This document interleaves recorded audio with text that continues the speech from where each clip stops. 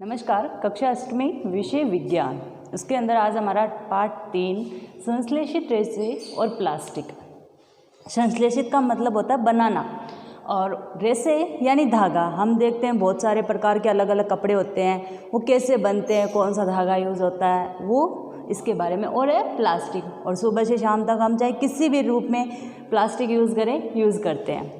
अब सबसे पहले हमारे पास टॉपिक है प्राकृतिक रेशे। संश्लेषित रेशे है, हम रेशों को 2 भागों में बांट लेते हैं, एक प्राकृतिक रेशे और एक संश्लेषित या कृत्रिम रेशे। प्राकृतिक रेशे किसे कहते हैं उसके बारे में। ऐसे रेशे जो हमें प्रकृति से प्राप्त होते हैं, यानी ऐसा धागा या ऐसे रेशे जो हमें डायरेक्ट प्रकृति से प्राप्त होता है, जैसे वो चाहे वो पौधों से हो अथवा जंतुओं से प्राप्त होता है, प्राकृतिक रेशे कहलाते हैं। जैसे कपास, ऊन, रेशम आदि।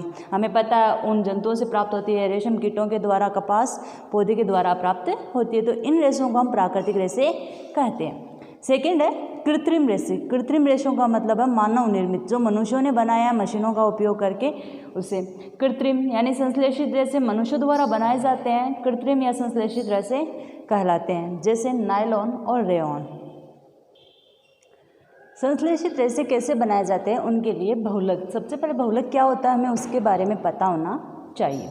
बहुलक एक संश्लेषित रेशा भी छोटी इकाइयों को जोड़कर बनाई गई श्रृंखला है। यानी संश्लेषित रेशा होता है वो छोटी इकाइयों को जोड़कर बनाया जाता है। जिस प्रकार हमें एक माला बनाने के लिए अनेक मोतियों को एक धागे में पिरोते हैं तो उस माला का निर्माण होता है, उसी प्रकार जो छोटी छोटी इकाइयाँ होती हैं उन्हें जोड़ते हैं तब बहुलक का निर्माण होता है। यानी प्रत्येक छोटी इकाई वास्तव में एक रासायनिक पदार्थ है। जो हम रासायनिक इकाई लेते हैं वो एक प्रकार का क्या है, रासायनिक पदार्थ है। इस प्रकार की अनेक छोटी इकाइयाँ मिलकर एक बड़ी एकल इकाई बनाते हैं। यानी बहुत सारी छोटी छोटी इकाइयाँ मिलकर एक एकल इकाई बनाती है। जैसे रेल होता है, ट्रेन होती है, उसमें छोटे छोटे अलग अलग डब्बे होते हैं जो साथ में जोड़कर हमें एक रेल का निर्माण करते हैं। उसी प्रकार हम बहुलक का निर्माण करते हैं। बहुलक यानी पॉलीमर, एक अंग्रेजी बहुलक को अंग्रेजी शब्द में पॉलीमर कहते हैं। पॉलीमर शब्द ग्रीक भाषा के 2 शब्दों पॉली तथा मर से मिलकर बना होता है। जो पॉलीमर शब्द होता है वो ग्रीक भाषा के 2 शब्द है, एक पॉली है तथा एक मर है, उससे मिलकर बना होता है। पॉली का अर्थ होता है अनेक, पॉली का अर्थ होता है बहुत सारे या अनेक, तथा मर का अर्थ होता है भाग अथवा इकाई। यानी बहुत सारी इकाइयाँ एक साथ जुड़ती है तो पॉलीमर का निर्माण करती है और उसे हम बहुलक कहते हैं। अब बहुलक तो हमने पढ़ा कि एक ये संश्लेषित है, इसे बनाया गया है, लेकिन प्राकृतिक बहुलक भी होते हैं, उसके बारे में कुछ पढ़ते हैं। बहुलक प्रकृति में पाए जाते हैं, यानी बहुलक है वो प्रकृति के रूप में भी पाए जाते हैं। जैसे कपास एक बहुलक है। कपास एक प्रकार का क्या है, बहुलक है, जो सेलुलोज कहलाता है। यानी जो सेलुलोज की तरह सेलुलोज की बहुत सारी इकाइयों से जुड़कर बनता है। सेलुलोज बड़ी संख्या में ग्लूकोज इकाइयों से निर्मित होता है, और सेलुलोज है वो बहुत सारी ग्लूकोज की इकाइयाँ मिलेगी तो सेलुलोज का निर्माण होगा। अब है रेयॉन, यानी संश्लेषित रेशे हैं, उनके प्रकार और उनके बारे में, और उन्हें कैसे बनाया जाता है उनकी विधि बताई गई है। संश्लेषित रेशों में सबसे पहले फर्स्ट है रेयॉन। रेयॉन का कृत्रिम रेशम भी कहते हैं। रेयॉन है जो कृत्रिम रेशम कहते हैं। जो प्राकृतिक रेशम होती है वो महंगी होती है तथा इतनी आसानी से नहीं मिल पाती, इसीलिए रेयॉन जो एक कृत्रिम रेशम ऐसे बनाई गई ताकि ये आसानी से सबको प्राप्त हो सके, और ये रेशम के जैसी ही होती है और उससे ज़्यादा चमकदार और मुलायम भी।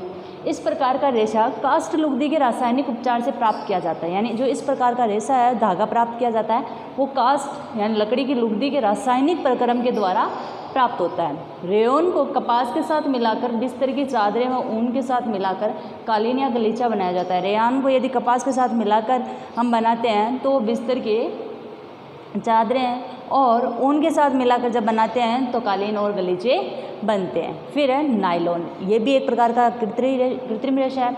नायलॉन एक मानव निर्मित रेशा है। नायलॉन है जो मानव के द्वारा बनाया गया। इससे 1931 में किसी प्राकृतिक कच्चे माल, पौधे या जंतु से प्राप्त उपयोग किए ही बनाया गया। कहने का तात्पर्य ये है कि इसमें कोई भी हमने प्राकृतिक पदार्थ नहीं लिया।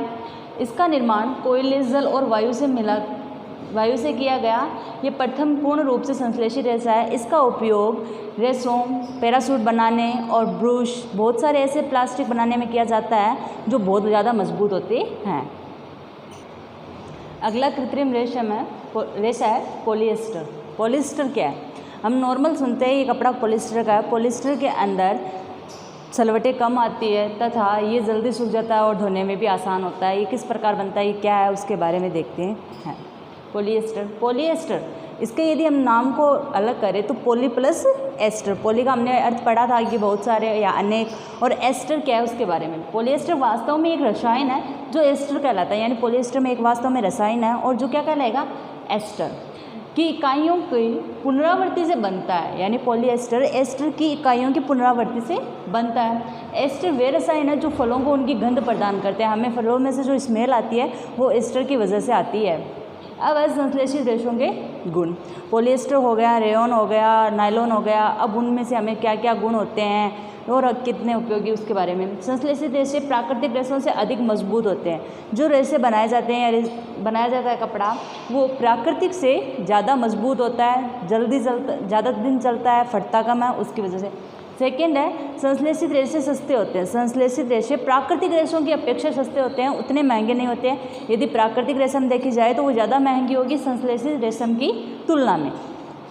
संश्लेषित रेशे जल को कम सोखते हैं जिसकी वजह से ये जल्दी सूख जाते हैं, और संश्लेषित रेशे हैं वो जल को कम सोखते हैं, यानी कम मात्रा में सोखते हैं, और वो सूखने में भी क्या होते हैं, जल्दी, जिसकी वजह से समय बचत होती है।